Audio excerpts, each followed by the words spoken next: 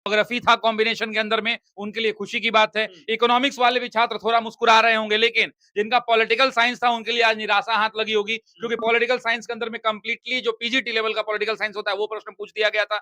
इतिहास के अंदर में एक चौंकाने वाली बात थी। चौंकाने वाली बात ये थी कि इतिहास में जो 40 सवाल पूछे गए थे, सिलेबस क्या है, एंशिएंट, मेडाइवल, मॉडर्न और वर्ल्ड। प्राचीन इतिहास, मध्यकालीन इतिहास, विश्व का इतिहास और आधुनिक इतिहास।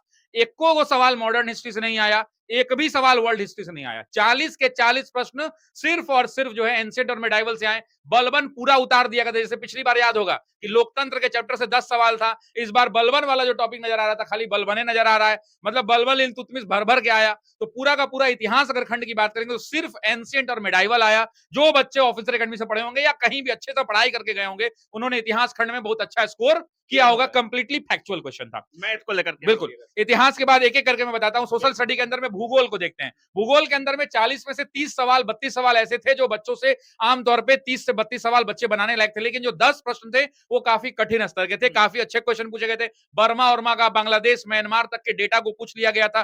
तो ऐसे चीजों को तो कोई पढ़ता नहीं है और कोई पढ़ाता भी नहीं है। तो मैक्सिमम जो क्वेश्चन उसमें बनने लायक था वो 28 से 30 सवाल है जो बच्चों से बन जाएगा। ठीक है, बाहर आके ज्ञान देने वाली बात नहीं कि सब बना दोगे। तीसरा आते हैं पॉलिटिकल साइंस।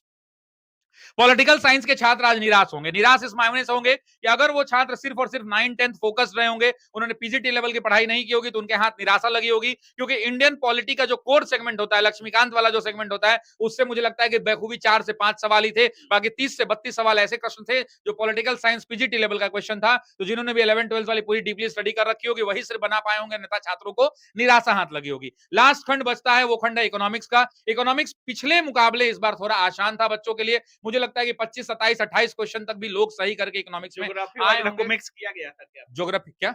जैसे इकोनॉमिक्स में पहले के एग्जामों में मिक्स कर दिया जा रहा था ज्योग्राफी वगैरह। बिल्कुल, इकोनॉमिकल ज्योग्राफी का जो पोर्शन था वो कल देखने को मिला था, परसों भी 6 to 8 वाले में देखने को मिला था, लेकिन नहीं, आज कोर इकोनॉमिक्स के सवाल थे और अच्छे सवाल पूछे गए थे। तो ओवरऑल पेपर को आप medium to higher medium level तक में आप कह सकते हैं। कुछ खंडों को अगर आप कहेंगे पॉलिटिकल साइंस को टफ की भी श्रेणी में रख सकते हैं।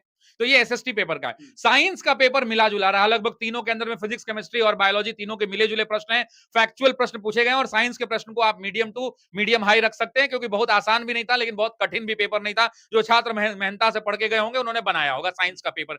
अब बात करते हैं मैथ्स के लिए। मैथ्स का प्रश्न जो छात्र अच्छे से एडवांस प्रैक्टिस करके गया होगा, basic formula based questions maths में डायरेक्टली पूछे गए थे।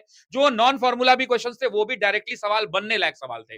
मतलब अगर छात्रों ने ईमानदारी से मैथ्स को पढ़ा होगा तो मैथ्स में कट ऑफ भी ऊपर रह सकता है। मैथ्स में अच्छे प्रश्न थे और छात्रों ने बखूबी बनाया भी होगा मैथ्स के अंदर में। छात्र मैथ्स का निकल रहे थे तो हम रिव्यू भी कर रहे थे। उन निकलते ही छात्र कह रहे थे कि 95 से 100 कट ऑफ रह सकता है, उससे नीचे एक्चुअली क्या है ना कि अभी कमेंट बॉक्स में कहेगा 120 आएगा हमको, तो वो अलग बात है, लेकिन ये प्रैक्टिकल चीजें नहीं होती है। अंदर में हमेशा लोगों को लगता है कि मेरा नंबर ज्यादा आएगा, लेकिन एग्जामिनेशन हॉल से बाहर निकलने के बाद जब आंसर की से मिलाया जाता है तो धाए से 15-20 नंबर कम हो जाता है। तो ठीक है, अच्छी बात है अगर 95-100 आ रहा है तो इट इज वेरी गुड, आपका सिलेक्शन तय है, आप जय मिठाई उठाई बांटने लगी है। लेकिन ये अमूमन सबके साथ नहीं होता। हम ओवरऑल एनालिसिस कर रहे हैं। तो बिहार के छात्रों की स्थिति को अगर देखें तो मैथ्स के अंदर में पेपर ठीक था कि आसान टू मीडियम लेवल का कह सकते हैं, लेकिन उसमें भी जर उतना आसान नहीं था कि एकदम सब के सब बना दीजिएगा। Maths is known for silly mistake. अलग अलग मिस्टेक्स आप कर सकते हैं। फैक्टोरियल नीचे होगा कि ऊपर होगा, वैसे भी प्रश्नों पर मिस्टेक होगा।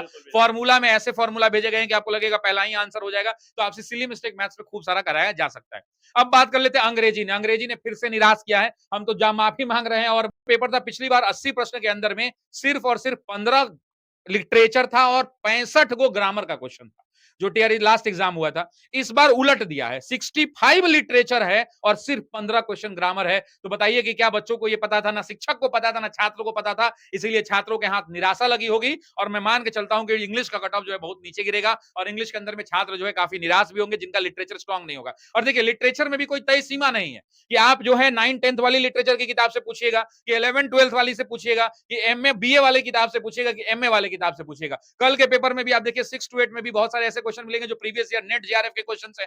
ना किसी बच्चे ने पढ़ा है, ना किसी टीचर ने पढ़ाया है। तो अप्रत्याशित पेपर था। अंग्रेजी वालों को आज फिर निराशा हाथ लगी होगी, इसमें कोई दोमत नहीं है। मतलब 9-10 के पेपर में अगर देखा जाए तो सब्जेक्ट वाइज काफी फ्लक्चुएशन देखने को हिंदी का भी पेपर आप देखिएगा तो हिंदी के अंदर में भी जो सबसे इग्नोर्ड सेक्शन है, जैसे काव्य शास्त्र है, काव्य शास्त्र सबसे इग्नोर्ड सेक्शन था, आज उसने बच्चों को रुलाया होगा। इतनी पंक्तियां पूछी गई हैं, इतनी पंक्तियां पूछी गई हैं कि बच्चा तो कभी सोचा भी नहीं होगा। तो इंग्लिश के अंदर में भी मजाक नहीं था। इंग्लिश के पेपर कठिन कहेंगे, आसान और मॉडरेट नहीं। अंग्रेजी और हिंदी दोनों का पेपर का जो लेवल है वो कठिन लेवल कहा जाएगा, आसान नहीं कहा जाएगा। अगर टीआरई 1 और 2 को देखें तो उसके अनुसार पेपर कैसा था ये? बिल्कुल टफ कहेंगे आप इसको। टफ था। हाँ डेफिनेटली, और बाहर देखे तो सबको आसान लगता है। तो एक एग्जाम हॉल से आपको भी दे देंगे यार बहुत आसान था, क्योंकि आप 80 क्वेश्चन में 20 वो क्वेश्चन पर नजर जाता है जो आपको आता है। तो अच्छा। जब आपको लगता है अरे ये तो हमको अइबे करता है, ये तो सब बना देंगे, तो ऐसी बात नहीं होती है। प्रश्न का लेवल अच्छा लेवल है और कठिन लेवल का प्रश्न।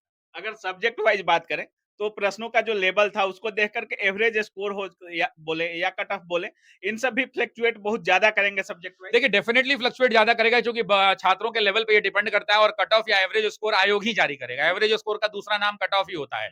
तो वैसी परिस्थिति के अंदर में छात्रों के लिए चुनौती है, बहुत ऊंचा जाने की संभावना न के बराबर है। लेकिन हाँ, अब चूंकि जब तक पूरे कॉपी चेक ना हो जाए, सजा ना दिया जाए, आधिकारिक रूप से कट ऑफ नहीं आ जाए, तो हम और आप टिप्पणी करेंगे तो ये बेबाकी और बुरबकई वाला काम होगा कट ऑफ बताना। लेकिन हाँ, पेपर के स्तर में अगर आप बात करेंगे, सोशल स्टडीज के अंदर में छात्रों ने अटेम्प्ट लिया होगा, जिनका जो है जिनका सेगमेंट हिस्ट्री होगा, जिनका सेगमेंट ज्योग्राफी होगा, उन्होंने अच्छा अटेम्प्ट लिया होगा। जिनका पॉलिटी इकोनॉमी में से एक हो सेगमेंट होगा, उनका कम अटेम्प्ट हुआ होगा। सही की बात करते हैं तो मैथ्स के अंदर में छात्रों ने खूब भर भर के प्रश्न बनाए होंगे, अच्छे सही सही भी हुए होंगे।